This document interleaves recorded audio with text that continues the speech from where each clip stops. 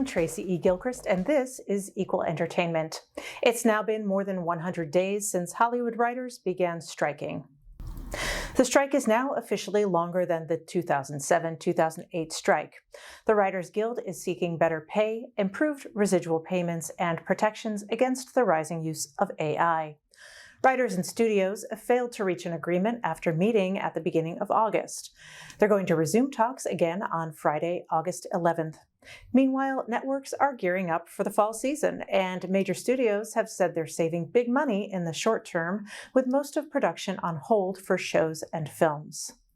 The Emmys are now pushing the awards show to early 2024 due to the Hollywood strikes.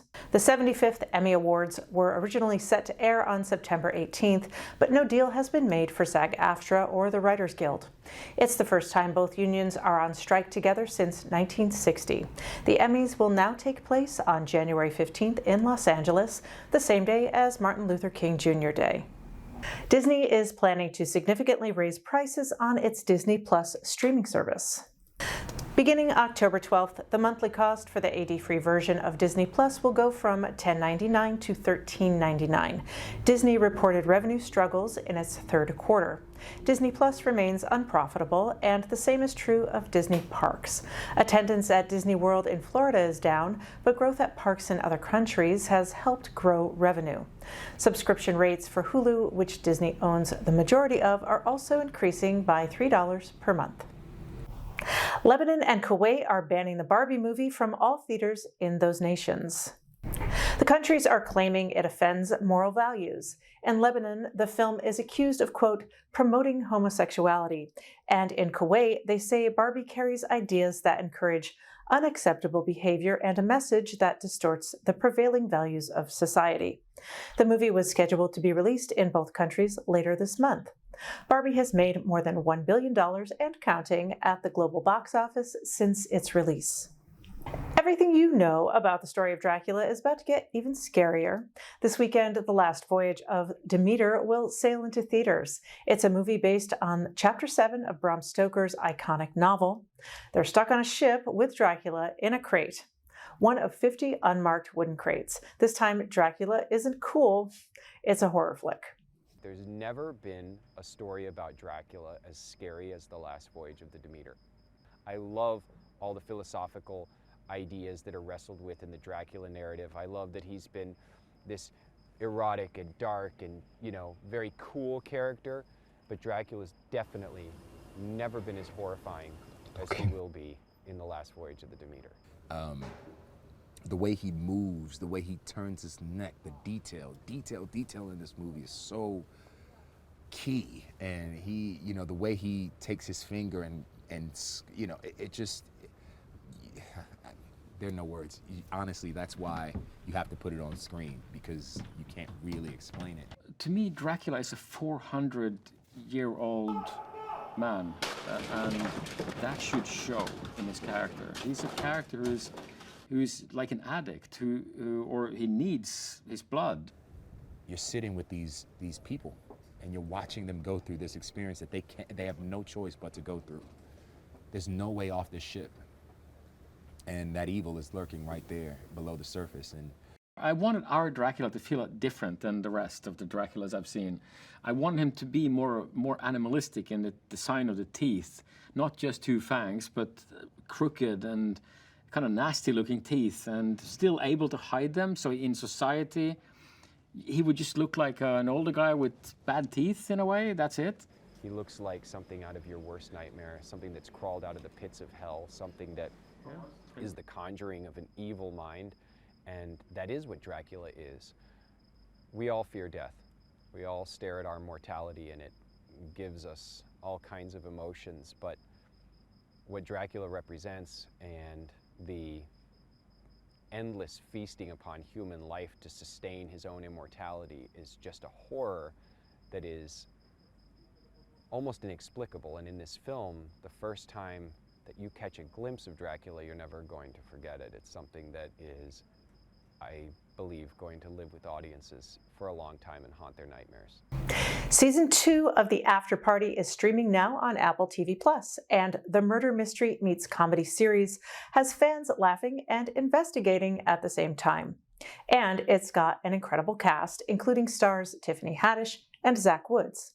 I spoke with the two before the actors' strike about Season 2 and the unique uses of food. I'll let Tiffany explain. And congratulations on The After Party. It's such a fun watch. Thank you. And I'm going to go straight to you, Tiffany, and ask you what it was like to shoot this very sexy kind of 90s noirish episode that you did to give backstory to Danner. That was a lot of fun. You know, I have myself a very intimate relationship with food.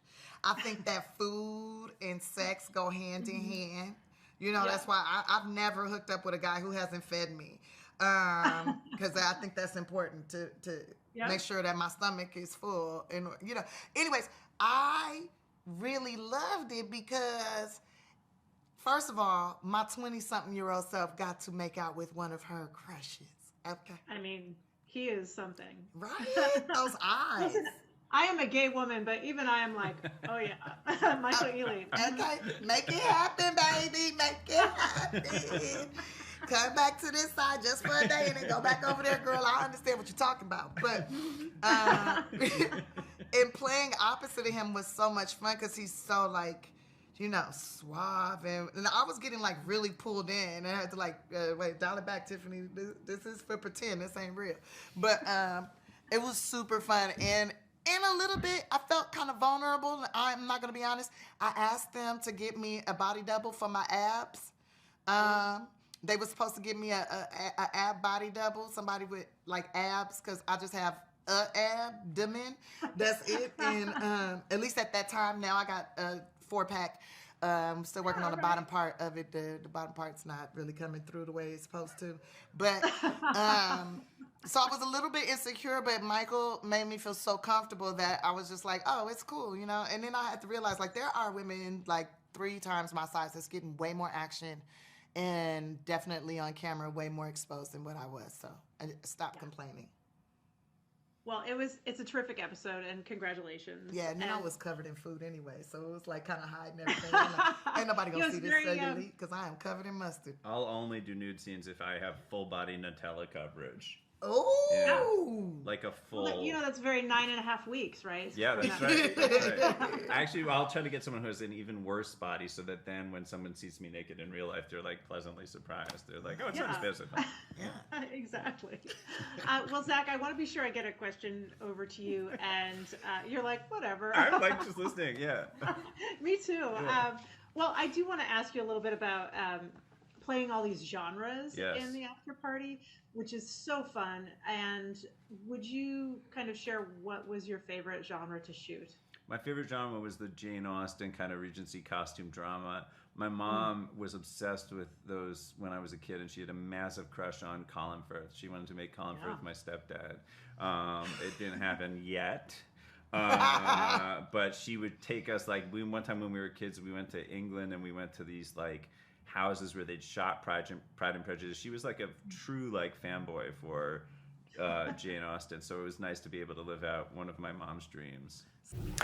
Artist Jean-Michel Basquiat was ahead of his time. His art touched so many intersections of art and culture, and his sister Lisane is continuing his legacy by celebrating his work and messages. And Lisane Basquiat shared with me a bit about Jean-Michel's love for film. Take a listen. I'm so proud of him. I'm so happy for him.